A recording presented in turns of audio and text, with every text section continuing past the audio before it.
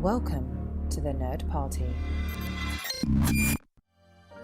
Let the filibustering begin. Welcome to Nerd Party.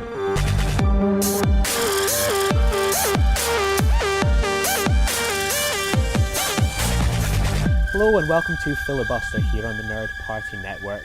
I'm so excited about today's episode. We've got another special guest on the show, and it's been someone that I've listened to non-stop really for the past few months doing podcasts on the XCast show. It's Darren Mooney. How are you, Darren? I'm grand. How are you, Lee? Yeah, I'm not too bad at all. It's I suppose the X-Files is out tonight, so it seems kind of fitting that we should be having a wee chat about it before it kind of drops here in the early hours of the morning. It is. It's a very fortuitous evening, although maybe not for us as much as our American cousins, as anybody listening over there. You guys have it on Channel 5, I believe, do you? Yeah, that's right, Channel 5. So I think it comes out in a month's time, but I'm sure through the magic of the internet, I'll be seeing it tomorrow morning. Not that we would condone such practices. Of course, absolutely not. And I suppose this is the moment we'll end up looking potentially silly. So obviously this is like a few hours before it returns to TV. What's your thoughts and expectations on the eve of the X-Files return again? Well, I mean, I feel like I've managed my expectations since last year. I didn't hate the 6-episode event series as much as most people. I think when it was released, there was a lot of, I don't want to say backlash against it because everyone loved Weremonster, but there was a lot of sort of, what is this? What's going on here? And like in particular, maybe we'll talk about it in a bit more depth later on when we talk about maybe Carter or whatever. But I think there was a very strong sort of backlash against Carter specifically, who wrote half of the 6 episodes. And I think that there was a lot of sort of, in response to how he handled the mythology and stuff like that, there wasn't a great deal of support for that. And I can understand that, like, because I when it comes to the miniseries that was on, it was basically one fantastic episode, which was Weremonster. Absolutely, my favourite one. I think by a significant distance. I think I'd argue it's probably the best episode of the X-Files that there's been since maybe the start of the 6th season, if not going back earlier. But I mean, even beyond that, you had the James Wong episode, Founder's Mutation, which I thought was very good. I thought that was like if you got that in the middle of, if you got 4 or 5 of those in a classic season of the X-Files, you'd be happy. And then you had Home Again, which was like 2 episodes crammed together, 2 great episodes crammed together to make one good episode. And it was like, if that was in, again, if you got 1 or 2 of those in a 24-episode season, you wouldn't mind so much because it's doing something interesting, it's trying something new. And then you had like the mythology, which took up, in a normal season, that would be maybe 2 episodes at the start, 1 episode at the end. But because of the structure of the season, it was half of the 6-episode season. And so it kind of overshadowed the rest of it.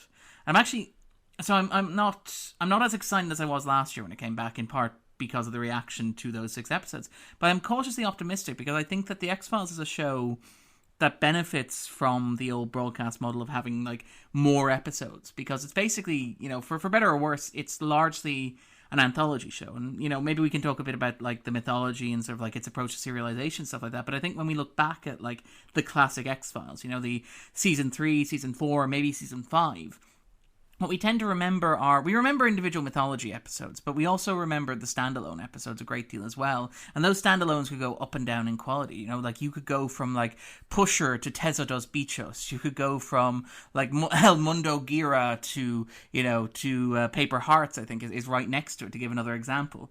And I feel like if you've got more episodes, but you've got 10 this time, it gives you a bit more room to maneuver. So it's okay if 2 or 3 of them aren't great, because, there's going to be a Darren Morgan episode, but it means there's also, more opportunity to experiment and more opportunities to do individual stories along the way. And like, so I'm more excited. On that level, I'm more optimistic perhaps than I would be if it was another 6-episode season. But I am wary, I think, after last year in terms of like seeing the X-Files try to adapt to 21st century television, because it inspired a lot of what we think about when we think about modern television in terms of like the myth arc and stuff like that, and in terms of like mystery box storytelling, which arguably it inherited from Twin Peaks, but it sort of was the middle step between, say, Twin Peaks and something like Lost.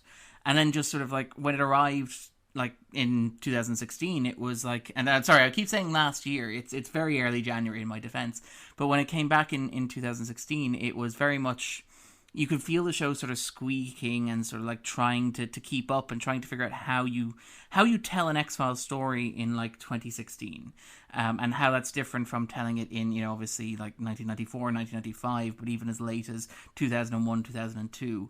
So I'm interested. I'm maybe not as excited as I was when the first miniseries was announced, but I am more optimistic, I think.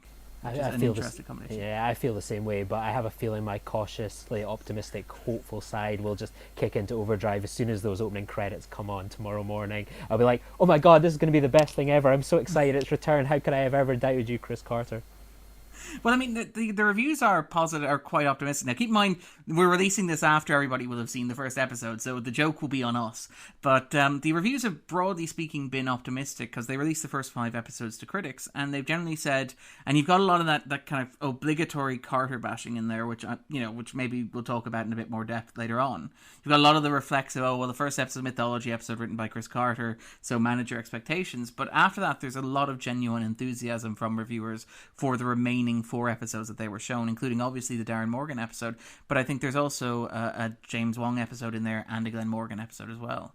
So I'm quite excited about that episode. Yeah, I'm the same. I feel like I've been burned a bit too much with the X-Files. That I was a huge season 8 fan, then kind of into 9 where it was like, oh no, this isn't so good. Then the movie, which I was on the sort of side of I wasn't too impressed, and then the mini-series where it was a bit all over the place. So I feel like I've been burned a few too many times when I've been excited, so I'm going into this optimistic but hopeful. But I feel that I've only seen like the headlines of the reviews that seem to be, as you say, somewhat positive. So hopefully, if this is to be the final season, it's going to go out on a bit of a bang. Well, is it going to be the final season, or is it going to be the final season for Gillian Anderson, or is it going to be the final season for Gillian Anderson for a little while? It's impossible to say in this day and age, you know. Exactly. You even saw it with like the last season that you had this cliffhanger, which is this huge cliffhanger, a UFO's over a bridge. Yeah. We might come back, we might not. Compare that to sort of some of the endings with, say, like Requiem and The Truth and Essence and Existence, where kind of it closes, or it's like, well, this is a nice end if it wants to come back. If not, with that, it's like, well, it's got to come back, surely. Or it's a giant middle finger. Because I actually, like, one of the things, I know we're not on talking about the revival miniseries, but like one of the things that I admire a lot of Carter's audacity, even if the execution sometimes isn't as good as the ambition, doesn't sort of match the ambition. But I admire the sheer audacity of like announcing a 6-episode event miniseries for the X-Files, close to 15, 17 years after the series wrapped, and basically everybody assuming, and like when you read the articles when the 6-episode miniseries was announced, all the speculation was, well, this is it. They're wrapping it up. They're putting a nice bow on it. This is an attempt to get like a do-over on like the 9th season, and even like I Want to Believe. This is an attempt to sort of give the show a nice ending so that Fox can sell it into syndication. So like Chris Carter can basically sell a big box set, and everyone will be very happy with that. And then I just admire the sheer audacity of doing those 6 episodes and ending them on a cliffhanger without being entirely sure. Well, A, if you're coming back, and B, if you are coming back, when you're coming back at all. Like there's a sort of an endearing sort of cheekiness to that almost. And I admire that in a weird way. Yeah, absolutely. And as anyone that's sort of listening to you just now will just hear that you're so incredibly articulate about the X-Files, and the sort of one of the reasons we've got you on today is that over sort of the Christmas period, while I was back home with my family, I thought I need to bring a couple books with me, and I'd recently picked up your Opening the X-Files book, A Critical History of the Original Series, and I polished it off in like 2 nights. Wow. It was a fantastic read. And thank you. Yeah, I would just love to sort of know, before we sort of dive into the book, about what was kind of your origin. How did you become the X-Files fan you are? What was your road to being, a fan, to writing a book, and in particular, the X-Files, when, as anyone that's read any of your work online, covers anything from movies to Star Trek to the X-Files to everything in between. Why the X-Files? Well, it's a long kind of story, and I don't know how long everybody wants to listen to it. But in terms of like how I came to the X-Files, I'm Irish, as you can tell from my distinctive Irish and not at all American sounding accent. But I am Irish, and I grew up in the west of Ireland. And basically, we got the X-Files through 2 means. We got them, first of all, through the BBC, which was the British Broadcasting Corporation, which is fantastic. And then it moved to Sky, which was sort of the Rupert Murdoch type enterprise that was set up over there. And like I remember it being a big deal when we got Sky, because it was like, oh my God, we actually have 10 channels of television. And in Ireland, that was a huge deal for us.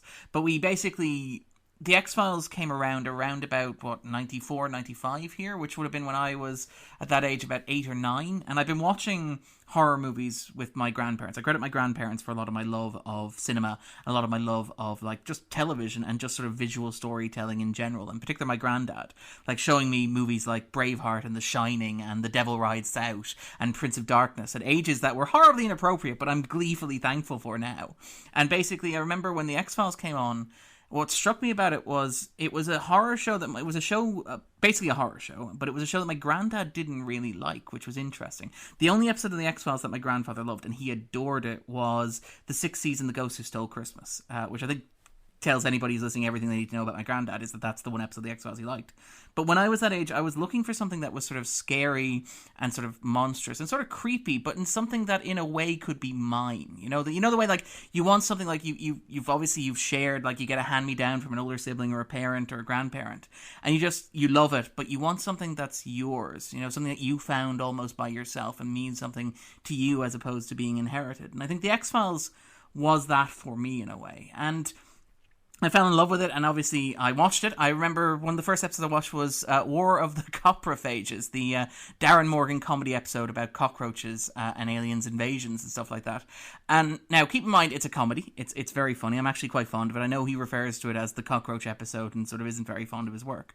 But when I was at that stage 9 years old, right, my first raw memory of the X-Files is the scene of the guy in the toilet who hallucinates the cockroach crawling up inside his veins, which is obviously a reference to drug use and stuff like that, because addicts have that sensation of bugs moving inside their veins, and that's where that came from. But I didn't know any of this. I didn't even know it was a comedy. I didn't get that it was a spoof. For me, it was cockroaches climbing around inside somebody's skin. It gave me nightmares, and leading to my mum basically banning me from watching the show for 2 or 3 years. And then I came back and I got into it in the 5th and 6th season and stuff like that. And, I sort of watched it as I was going along. And then years later, I went to college. I studied law, but I wanted to write. And I sort of got this notion from Stephen King, of all people. He wrote this wonderful book, Danse Macabre, which is basically, and it's a very Stephen King philosophy. Like, it's a philosophy where you read it and you understand how Stephen King writes in the way that he does and why he writes in the way that he does and how he's so prolific. Because his attitude was that writing it's a craft, but like any other craft,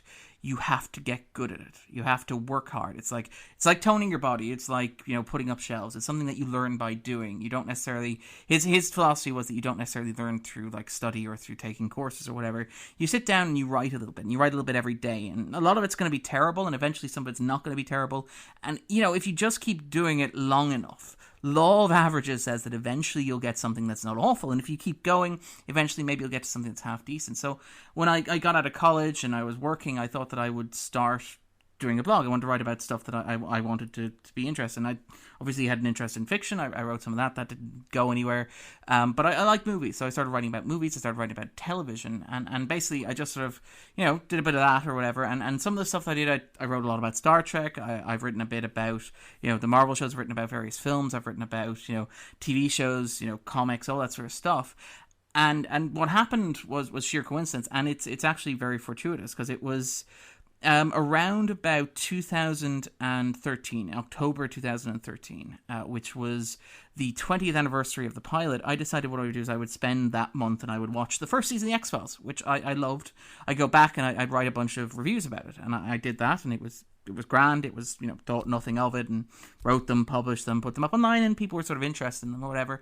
And then I think about a year later, because I was planning on, like, what I would do is I'd do that every year. I'd take October out and I'd do one season of the X-Files. So I do, second season I'd do in 2014, third season 2015, so on and so forth, right? And it was going to be a very modest thing. And then one day I got a contact from somebody who basically said, hey, I was listening to this podcast, The X-Files Files, by this comedian Kumail Nanjiani, and he happened to mention that he was reading your reviews, and I googled them, and I liked them, and I thought they were great, and I just thought you would want to know that he's moving on to the second season in about 3 weeks, and I noticed you don't really have any second season X-Files reviews written. And so I thought this was interesting. I noticed that a lot of people were coming to me from that, and to be honest here, Kumail Nanjiani's been very generous in terms of the support that he gave my X-Files writing. And I basically said, okay, well look, if people are actually reading what I'm writing about the X-Files, I'm not going to do 1 year. I'm actually going to sit down, I'm going to marathon it. And I think that I basically reviewed every episode of the X-Files, almost every tie-in comic, every episode of Millennium, every episode of The Lone Gunman, every episode of Harsh Realm, various tie-in media, crossovers, spin-offs, other aspects of pop culture that might connect to it, and basically tried to thread a cultural history of like the X-Files through 90s pop culture. So doing stuff even like, say, Catatonia's number 3 or 4 hit, Mulder and Scully, which was released around the time of Fight the Future, or you know, the comics that were published, or even, let's say, Frank Spotnitz's Kolchak the Night Stalker, and just sort of like weave a little narrative and sort of explore how the X-Files sort of was the perfect embodiment of 90s pop culture, and also in some ways how it shaped the 90s pop culture. And then obviously after 90s pop culture, you know, you had stuff like the J. Abrams stuff, which owes a lot to the work of Carter. And I wrote that anyway, and I wrote that through, and I wrote ahead of the X-Cast as well, because I figured that if the X-Files files, because I figured that if Kumail Nanjiani was going to be quoting my reviews, and if people were reading my reviews, I should write what people are reading, what I enjoy writing about. And then, you know, as I'm doing it, oh my god, by the way, we're bringing back the X-Files, which nobody had really thought possible when I started writing in 2013. You know, in 2013 it was like, well, you know, I Want to Believe is probably the end. We might get people are still talking about a vague movie sequel in the future. And I remember sitting down, and I think I was writing the 6th season reviews of the show, and people were like, oh, by the way, the X-Files are coming back. And I'm like, okay, great, I've got to write 3 full seasons of reviews, and everything else that's associated with it before the show comes back, including comics, spin-offs, and that sort of stuff. And basically just a race to get that finished. And I managed to do it mostly. And while I was doing it, some people noticed, and people, I have to be absolutely clear, people have been phenomenally kind and phenomenally generous, and have been incredibly lucky in what I've written and how people have responded to it. And some people got in contact with me about the possibility, with the show coming back, that maybe there was a market for books about the X-Files. Maybe I'd be interested in turning the reviews that I was writing into something like, say, a podcast, but into something maybe like a book. And I thought I'd always wanted to write a book. And so I went off and I listened to some people, and McFarlane's, who have been phenomenally generous, the guys who published the book here.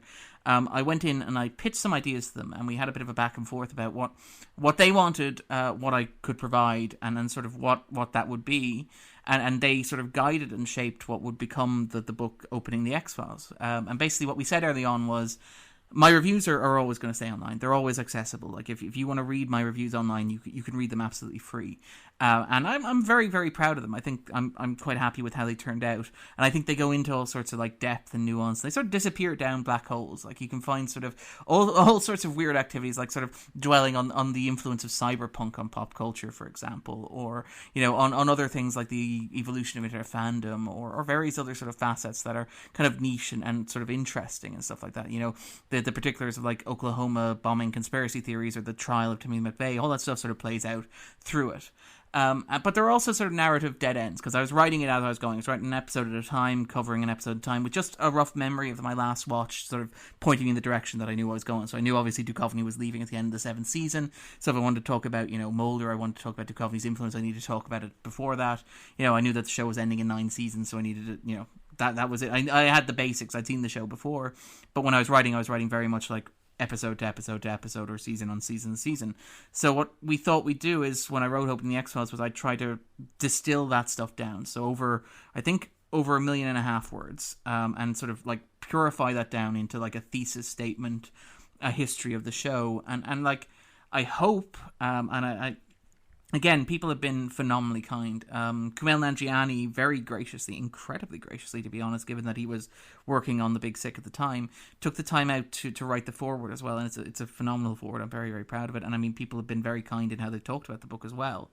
But what I wanted to do was, I wanted to write what would essentially, if you looked at it, be like a biography of the X-Files, to sort of like create a book that you could read from cover to cover and get a sense of like the X-Files. You know, I'm not going to say if it was a person, but like if you were to boil the X-Files down to its essence in terms of what it was about, but also what it was saying, and also how what it was saying both reflected the outside culture and also sort of shaped it. So I mean, like, looking at stuff like, for example, the way in which the Mulder and Scully relationship was in many ways like perfectly emblematic of this sort of like 90s sort of social scene where you had like people moving away from conventional marriage and even cohabiting towards like more freeform relationships than their parents would have had, and how maybe like people's interest in Mulder and Scully as a potentially romantic couple, you know, as a professional couple working together, reflected the fact that we no longer, you know, think of like relationships as being solely, well, you buy a house, you marry, and you have 2.5 kids, that sort of stuff. But also the way in which, say, the X-Files changed the way that we, you know, the way the show's kind of catchphrases, I want to believe and trust no one, sort of captured the essence of what it was to live in the 90s, you know, where you were at one stage, you know, as Tyler Durden describes it in Fight Club, the middle children of history. On one side you had the fall of the Berlin Wall, which meant the end of the Cold War, like the end of the ideological divide, which had basically provided a clear contrast between what the Western world represented and what like Russia and the USSR embodied, and so you could define yourself in opposition to that. And then on the other end of the 90s, you had obviously the 9/11, which led to the War on Terror, which provided another ideological framework where you could say, well, look, the developed or Western world, if you want, is defined in opposition to, you know, the stereotypical tyranny of fanaticism. But in the 90s, you had this period, and you know, you described it as the end of history, somewhat arrogantly and you know, mistakenly. But you have this period where it looks like Western liberal democracy had won, and there was no other challenge to it. But there was also a sense of like, what now? What do we do now? We're standing in this space, this big pregnant pause before the turn of the millennium, and we're trying to figure out what we are and where we're going. And like the X-Files, for me, was a wonderful vehicle to explore that and to play with that idea and to look at how it tried to answer that question, but also how it kind of tapped into what I think society sort of, what some of our answers to that were. If that doesn't sound horribly pretentious, I'm sorry, Lee. No, not at all. That was perfect. And kind of one thing I was thinking as you were kind of talking there was, and I loved in particular the chapter of season 9, which was probably my least favourite season of the X-Files, up there with kind of season 7, was that sort of this idea that kind of the X-Files was sort of losing an element of its fan base because it's sort of post 9/11, and the idea of a show where the government is against the people just wasn't so much appealing. And I was sort of thinking, as we were talking about kind of these positive reviews of the series, that now this sort of show is like, now it's the perfect show for our time, that sort of conspiracy theories, these InfoWar things, that and one thing I really liked about your book is that you pick up on all these cycles, the cycle of technology, the cycle of kind of World War II into the Cold War, and all these different cycles that the X-Files sort of go through. What is it about kind of Chris Carter and the writers that, and when you're doing this research, that always stands out? Why do you think the X-Files taps into these cycles sort of ahead of the curve? I think there's a lot of things, there's a lot of different reasons for this. I mean, Carter deserves the lion's share of the credit in terms of like the direction of the show and what it is. I mean, there's a great interview where Carter gave around the end of, I think, the 3rd season, and I quoted in the book with a footnote that will actually give you the interview, and you can look it up if you want, where he basically says that like in the first 3 seasons of the show, he was rewriting like 20 of 24 scripts a year. So his authorial voice was very strong running through the show.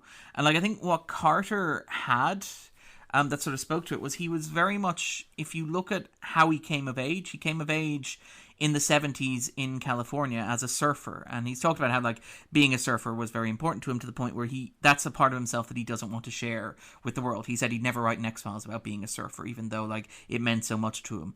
And you see sort of like he came of age in a countercultural movement at a countercultural moment. Like you look at stuff like the X-Files, sorry, not the X-Files, but you look at stuff like, say, Watergate and the Vietnam War, which would have happened when Carter was coming of age and would have sort of defined the relationship that Carter had to government, how he thought about people in authority and how he learned to trust no one. I mean, it's no surprise that like the informant that's introduced in the second episode of the series is Deep Throat, who's named for the informant, you know, that was Mark Felt in the Watergate investigation. And I feel like Carter came of age at a point when people were losing faith in their institutions. And I think in some ways that kind of really it clicked into place, I think, in the 90s, because during the 80s you argue that you had Reaganism, and Reaganism like instilled this idea of it's morning in America and we have this cultural identity, and it reinfused this sense of patriotism and this sense of purpose, and particularly like the winning of the Cold War, because you know that's a moment where I think America sort of like was like we won. It's fantastic. Liberal democracy has triumphed. And then you have, like, after that, you have this period where people go, well, wait, what does that mean? And you have Oliver Stone, who came of age, who is a huge influence on Carter. And Carter's talked about how, like, Stone is one of his favorite directors, and he thinks JFK is a fantastic film. I mean, even if you watch Redux, like Redux Part 1 and Part 2 are loving homages to Oliver Stone, obviously through the montages, which are very much in the style of JFK, but even stuff like, for example, the racetrack meeting, which is like something I think taken directly from Nixon, the scene where the first elder and the cigarette smoking man are like plotting evilly while looking at racehorses. Like there's a sense that like all the stuff that was suggested and bubbling beneath the surface in the 70s finally came of age in the 90s, and that may be because of a generational thing. So like the people who were children in the 70s, who lived through Watergate and lived through Vietnam, like, and whose like most impressionable era was Watergate and Vietnam, they were now old enough to be writing television. I think that's an important thing to talk about. Like when you talk about TV writing being generational, is that like you have about a 20-year gap when people who watched your show as a kid or who watched the news as a kid are going to then be shaping culture. I think you can sort of see that even now at a moment where you have that sort of like 90s nostalgia in pop culture, where people who like love this stuff in the 90s are now coming of age, and you're seeing it sort of influence their work very heavily.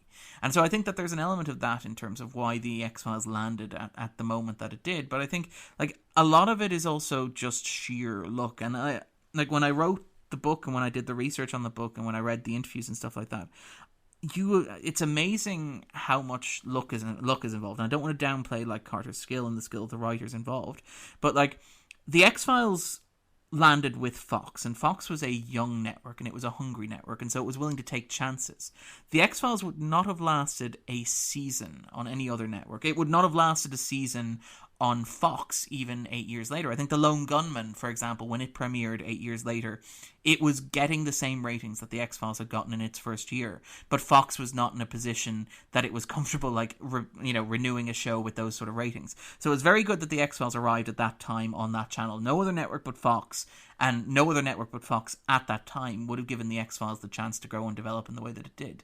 Second thing I got very lucky about was in terms of technology. So in terms of internet cultures and fandoms. Now, I mean, obviously, like, you'll go back and you look and you'll see, like, Twin Peaks got there a little bit earlier. Star Trek, got there a little bit earlier when it comes to Usenet. But the X-Files really exploded online. Like, the X-Files, and you can actually go and you can look at the, if you go to Google Groups, you can actually dig through the old posts. And they're fascinating. It's like walking through history. It's cultural, like, anthropology, sorry. It's like digging through and, like, having yourself surrounded by history. You can see people, like, wondering how they're going to trade videotapes that they recorded, VHS tapes that they recorded of the original episodes. People saying, oh, well, I missed this one. Do you have this one? Okay, well, I can mail it to you. This sort of stuff. You have people using their real names rather than usernames because it's that early in the process. But, like, the X-Files sort of came of age with the internet, and that made it easier to share, but it also made it easier for the show's, like, wealth of references and stuff. Because even today, a lot of the references the show makes are sort of, countercultural and are sort of, like, under the radar. I mean, I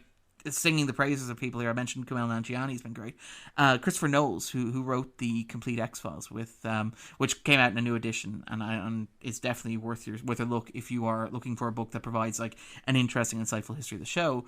He's been very good at pointing out like the show's grounding in, say, conspiracy culture and stuff like that. So things that like people in the 90s wouldn't have known about, people today, being honest, wouldn't necessarily have a heavy grounding in. But because the X-Files came of age with the internet, it meant you could log on to a user group afterwards and you could actually see the work or the homework that these guys had done, which was remarkable. And it was very much kind of that moment and of that time. And I mean, on top of that, you have even... It arrived at a time when home media was becoming possible, so you could actually, like, you could sell videotapes of important mythology episodes. So, like, I think Tony and myself have talked about in the X-Cast, you could buy, I don't remember what it was called, maybe it was The Missing File or something like that, but it was basically... The unopened file. I'm going to admit something, Darren. I recently started collecting X-Files VHS covers. Wow. So, mark my words, it is definitely the unopened file, file 1. That is exactly, and you could buy it before those episodes had aired on television as well, which was remarkable. But it also meant, like, you could go back and you could rewatch it and stuff like that, and you could pick up stuff you hadn't missed the first time, which sort of played into this nice sort of obsessive fandom. And, like, it wasn't just like you were watching the television casually. You were actually engaging with it in a way that we take for granted when it comes to modern, like, pop culture. We take, like, recaplets and sort of, like, 14 theories about the latest episode of Twin Peaks or whatever. But like back in the 90s, this was radical. This was like, you don't just sit back and the X-Files is on and you're entertained for an hour. It's like, no, you pay attention to it and you go online afterwards and you talk about it and you have all this documentation and you have a VHS which you can go back and you can pick up all the details. So you can figure out exactly how like the well-manicured man relates to the cigarette-smoking man, which is only really implied, but you can go back and you can watch it again, you can figure out the dynamics of their relationship in that one episode. And I think the X-Files, like, it was just the perfect show for the time that it was on. And you were saying kind of like with research, like in a way, like when you read this book, as you say, it's a history of the X-Files, but it's also a history of American culture, American politics. How much research goes into all the other things as well, that when you research, say, the 7th season, you talk about sort of technology, sort of what kind of research goes into investigating, well, what kind of was the technology like at the time, what was the pop culture like in terms of technology, or when you're talking about, say, like the influence of the Cold War, World War II, what kind of research goes on in addition to sort of watching the X-Files? Well, I mean, I'm going to be honest here and say I'm probably not even like the most in-depth sort of person when it comes to talking about this stuff. I mean, you can go on for hours and sort of dig. Like the X-Files writers room was notoriously sort of studious and fantastic, and you can read like accounts of this in the work that they did, where they would browse the internet themselves and they'd bring back all these documents and they'd have this sort of like, and Carter, like, he even talks about this when he does interviews, where he's like, I remember when the show was over, I keep having ideas for the X-Files because I'd read all this material that I'd have. So like any research that I've done pales in comparison to the research that the original writers did, and that I'm fairly sure, you know, the hardcore fans have done. But that was part of the benefit, or part of the luxury, of having written the individual episode reviews beforehand. So it meant that when I was doing stuff, like, basically I was writing about, say, between 2,000 and 7,000 words for each individual episode of the show that aired. And there's, 200 odd of them, and then various tie-ins and stuff. So what I tried to do with each episode was to approach each episode in an individual way and find something that episode said, either about pop culture, or about America, or about the X-Files itself. And so I would do a bit of research as I was going. So I was very lucky in that when it came time to write the book, I actually had done most of the research individually. So, like, for example, when it came to Nicey and 731, which, by the way, possibly my favourite mythology episodes, but when I was writing about those, there's a couple of offhand lines in the book where I mention, the weird obsession that American pop culture had with, like, the fear of Japanese influence in the Pacific, and, like, the concern that, like, Japan, which was banned from having a military intelligence service after the Second World War, had started putting together an informal intelligence service using, like, international businessmen. Which is just a couple of throwaway lines in the book, and there's a footnote which points to some research and some articles that support this. But, like, when I was writing the original articles on, like, Nicey and 731, I spent a whole evening just digging through these old transcripts and, like, Senate subcommittee hearings, which are all there online. It's fantastic. And so that single line in the book, took an entire evening of my time. And by the way, I wouldn't trade that for the world, because it's a fascinating read. And there's so much more to it. And I mean, I'm actually... I love, there was a review this week from some sort of, like, American Research Books Association of the book that I wrote. And I remember one of the lines that I am most proud of in that review is the description of an impressive notes section. And I'm like, yeah, because that's what I was going for. Because it's like, most of the stuff that I wrote in the book, every sentence that I wrote in the book, I pretty much had done, thousands of words of research on at that point. And it was very much like a distilling of that down, if that makes sense. What's the challenge in doing things like this? Because as you were saying, you're doing like 2,000 to 7,000 words per episode. What was it like with sort of, say, some of the more lesser episodes, perhaps? Or was there ever a worry as well that, all us geeks always often get accused of going down, kind of deep diving and kind of overreaching sometimes? And were you ever thinking, oh, I'm onto something here, I think this is a really good, concept that maybe ties in with this, and then coming across a Chris Carter quote where it goes, well, actually, the episode was about this. Was there any sort of challenges like that? Well, again, this is the luxury of like doing the reviews before doing the book, was that when I disappeared down those rabbit holes in those cul-de-sacs, for example, and I found those quotes in the reviews, I could just say, well, Carter makes this point, but I think you can argue that in the context of the time, and sort of be a bit wiffly-waffly. And then when I'm writing the book, I can be like, okay, well, Carter says this, we'll put a little footnote that maybe says, well, you could possibly get some leeway there if you wanted, but, like, as far as we're concerned, the official record is Carter says this. Like, the luxury of having written 200 odd reviews before beforehand meant that I had the freedom to go down those cul-de-sacs. I had the freedom to explore. And I mean, there is always something in that, in like discovering like contradictory evidence, which you wouldn't have got if you hadn't gone down that avenue in the first place. So like going down the avenue is worth it just to have the line at the end where you're like, oh, by the way, this avenue is completely worthless. But it's worth doing because you get that. And also because like just exploring that avenue is kind of fun on its own terms. So there are certain dead ends that I went down. I'm trying to think of a couple of them. There are some particular examples that I'm trying to think of.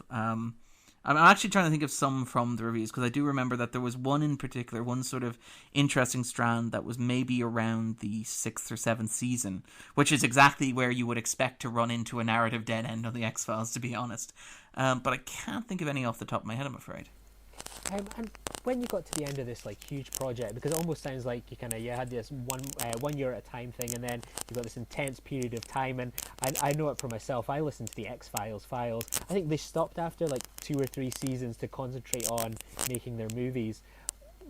What kind of, when you got to the end of this intense period of time, was your sort of love of the X-Files enhanced? What was your big kind of takeaway at the end, or was it one of those things you thought, oh, maybe under close scrutiny the show maybe doesn't hold up as much, or actually this show is 1,000 times more detailed and much more depth than perhaps the average fan would even kind of give? Because I know when I read it for myself, I thought, I never realised that. How could I have been so foolish? Or, oh, that's made me reevaluate an episode, and I've gone back and watched it again, and I thought, oh, Darren's right. What was your kind of big learning takeaways come the end?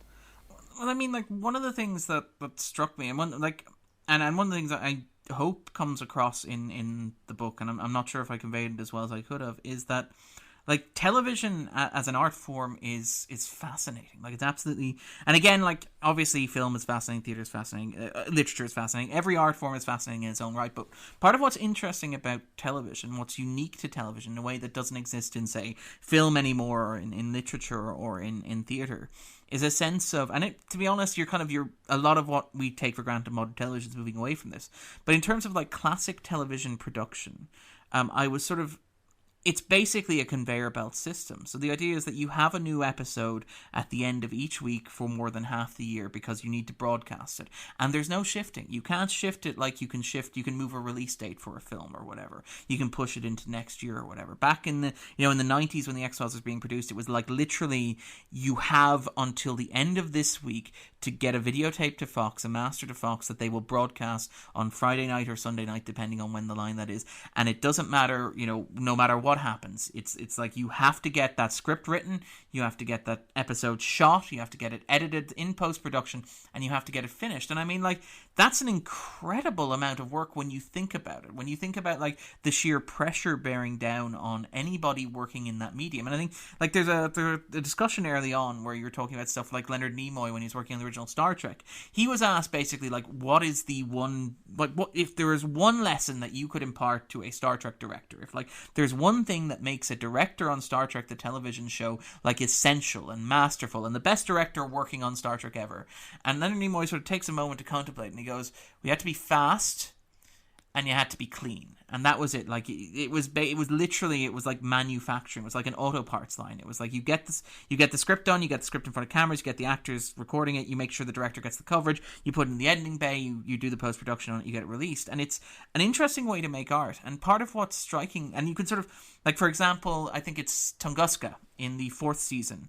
And Frank Spotnitz has talked about this. And, like, again, this is one of the great things about talking about the X-Files, is that the producers and the creators have opened themselves up to fandom and interviews, and they've actually talked about it in a way that, like, some people are kind of cagey about talking about their work and their art. Like, you never get, I think, David Lynch or anybody like that talking about their work in this sort of mechanical detail. But, like, Spotnitz has gone on talking about how when they did Tunguska, there's a scene at the start, I believe it is, where they drop the soil sample and the black oil sort of crawls into the deputy's boots and into his skin. And he was saying that when they were editing the episode, and it was going out on Sunday night, the rendering process was so close and so tight that the version that they aired on the eastern seaboard had less rendered special effects than the version that was shown on the western seaboard, which is remarkable in terms of, like, how close down to the wire you could get television production. And, like, so what my big takeaway was that, like, doing that and yet somehow, like, against all odds, producing 24 episodes a year, producing, in my estimation, I would say on average in the first 4 years, you had maybe 2 bad episodes in, say, the third, fourth, and, in the third and fifth season. You had 2 genuine stinkers. You had 10 really good episodes, which would be a remarkable statistic of itself. You had maybe, 8 more really good episodes, which would be impressive of itself. And then you had 4 episodes, roughly once a season, at least 4 episodes that were like all-time, like, great pieces of entertainment. And like, these are works of art that I think, you could release in a cinema. You could have episodes of the X-Files that you could release in a cinema. And I'm not just talking about the mythology episodes. I'm talking about, like, if you took a Darren Morgan episode and you released it in early January, you could call it like a Charlie Kaufman script. It would look like you could do an indie movie around this sort of premise. And you were doing this on a weekly basis. And that is terrifying, and that is like an amazing accomplishment. That was sort of my big takeaway from having read the book, was the fact that, like, everybody was working really, really hard to push it over the line and to get it done, like, and to have all these pressures raining down and all these factors that were outside their control, like. Obviously, like, that the big one is Duchovny, the situation with Duchovny in the 7th season, where he was, like, locked in a lawsuit with Fox, where he was alleging that, like, Carter was trying to screw him over with royalties, or, like, Carter was an accomplice in Fox trying to screw him over with royalties, taking hush money, I think, is the words that we used in the deposition. And, like, you have this happening behind the scenes, but you also still have to produce 22 episodes of television with these 2 people working in close proximity to one another, like, at one stage, writing the 7th season, the second episode of the 7th season, More Fati, together, like, in spite of that. Or another episode where Carter is actually physically directing Duchovny. Or an episode where Duchovny, who has made up his mind that he's leaving, is writing about the show and what the show means to him in a very auteurish way, but while doing all that, while having to deal with his own departure, the show's cancellation, and, like, even beyond that, or the show's, the presumption the show was ending in the 7th season, but even beyond that, like, factors far outside of their own control, like the situation Doug Herzog had done in the let's talk a bit about the 7th season. We talk about, like, outside pressures in making art, right? So we talked a bit there about how, like, Duchovny was leaving the show, and Duchovny was suing Carter. Carter was under the impression that the show was coming to an end anyway. Carter was planning to move on to work on Harsh Realm, which many people liken to The Matrix, right? At the same time, Fox, which was very invested in Carter at this point, he just signed a massive deal, which made him like a super producer on the capacity and sort of on the scale of Shonda Rhimes today. And basically what happened is Fox at that time brought in Doug Herzog, who had worked at Comedy Central. He was responsible for example, the retooling of The Daily Show with Jon Stewart, and I believe he was also responsible for South Park. Like, he was a rising star on Comedy Central, but he was brought in to manage Fox, which was hoping to be a major network. And Herzog's, and this has nothing to do with Carter, to be absolutely clear. Like, this is something that's happening outside of Carter's, like, ballpark, right? But Herzog's brought in, and Herzog, who's working at Fox and who's worked at Comedy Central and who's had great success with shows like South Park and the Jon Stewart Daily Show, decides that he's going to try and bring an indie sensibility to Fox, and the result is catastrophic. The only survivor, the only show that he commissioned a whole host of shows in that time, including, for example, Action, starring Jay Moore as a producer, Peter Dragon. I think he also produced another one with Jess Eisenberg. I can't remember the name of it, but that was also cancelled very, very swiftly. The only survivor of Dirk Herzog's, and it's been described as the worst season in broadcast history, so I'm not exaggerating here. The only survivor of Herzog's first season was Malcolm in the Middle, which went on to become a huge success for the network. But basically, as a result of this screw-up that had happened, and Herzog, on his own, had made some, and Carter alleges that it was a conscious effort on the part of Herzog. Nobody really knows one way or the other, but Herzog, in some ways, has been credited with scuppering Harsh Realm, with the weird broadcasting of it outside the season, the airing of 3 episodes, the lack of promotion, and the burning off of the rest of the episodes at the end of the season on FX, which basically crippled what was supposed to be like the Golden Goose and supposed to be like Fox's next big X-Files project, right? Which meant that the 7th season of The X-Files, which was 7 years into the show, which was a point where everybody's exhausted. Like, if you look around at genre television, 7 years tends to be the limit. Like Star Trek The Next Generation, Star Trek Deep Space Nine, Star Trek Voyager, they all ran for 7 seasons. They wrapped up after 7 seasons because it's really hard to keep creative juices and creative energies flowing after 7 years. And I think if you watch the 7th season of The X-Files, you get that. And, like, Duchovny was suing behind the scenes and was ready to walk, he'd refused to renew his contract for a second time after signing on, in the 5th season and moving the show to Los Angeles. And right, in spite of all this stuff that was happening behind the scenes that would whisper in your ear, just end the show, that wasn't possible because Fox had, due to a situation completely out of Carter's control, with no relation to the X-Files itself, had its worst season on record and literally had nothing but The Simpsons and the X-Files to keep it afloat going into the next year. So the X-Files had to have an 8th season, despite the fact that there was no reason on Earth, no reason to do with Carter, no reason to do with Duchovny, no reason to do with Anderson, why the show should have an 8th season. It absolutely had to have an 8th season. And the result is, I would argue, and I'm a huge fan of the 8th season, one of the best seasons in the show's run. And it simply never should have happened. And again, you look at that and you look at, say, the 9th season, right? Which is another season that shouldn't have happened. Because you pointed out at the start there, like, the 7th season ends with Requiem, which would be a nice place to close the show. The 8th season ends with Essence and Existence, which would also be a nice place to end the show. But again, this is an example of the constraints of television. Because the 8th season had actually grown its audience, and this is remarkable. This is the first time since, I think, the 5th season, the show had actually grown its audience from one start of the season to the end of it. Fox commissioned a 9th season, and because of the way that television worked in the 90s, like, you only got cancelled after you had a bad season, so it was really difficult for a show to go out on a high note, to end in a satisfactory fashion, because what typically happened was your ratings had to drop. People had to stop watching you in order for you to get cancelled, to get sent to syndication, because nobody cancels a hit, because nobody wants to be the person who cancels a hit and greenlights, something that fails in the aftermath. So, like, because the 8th season did so well, Fox said, okay, do a 9th season. And then the 9th season bombed spectacularly, and that's the cultural memory that everybody has of the X-Files, despite the fact that it's a season that you get the sense, reading the interviews and reading the comments on it, nobody really wanted to do under any circumstances anyway, but because the realities of television production, they had to. So, like, I think my big takeaway on like, researching and reading the book is that, like, television as an art form is absolutely incredible, because making art under those circumstances, with those constraints and those pressures bearing down on you, is absolutely stunning. Like, making something that's barely watchable under those constraints is an act of, close to an act of heroism, I would argue. But making something that genuinely moves people and genuinely affects people and genuinely, like, ranks with some of the best stuff that, I've ever seen, and I think listeners will agree, some of the best stuff they've ever seen in any other medium as well, while working with all this stuff that's out of your control, that's stunning to me. That's my big sort of takeaway, the big wow that I have, is that, like, as much as, and I talked about as much as the X-Files, its big thing being that it arrived at the right time, it's also, like, a testament to the craft of the people involved, that working under those pressures and under those constraints, they made art, and it is art. I would argue that, like, episodes like X-Cops prefigures, like, found footage horror, 5 years early. It's a phenomenal episode of television. Triangle is like Chris Carter doing what Alfred Hitchcock did with Rope, but he's doing it better because the way that film works, like, Hitchcock, when he was filming Rope, he had to cut away after 10 minutes because that was all the film you could put in a camera.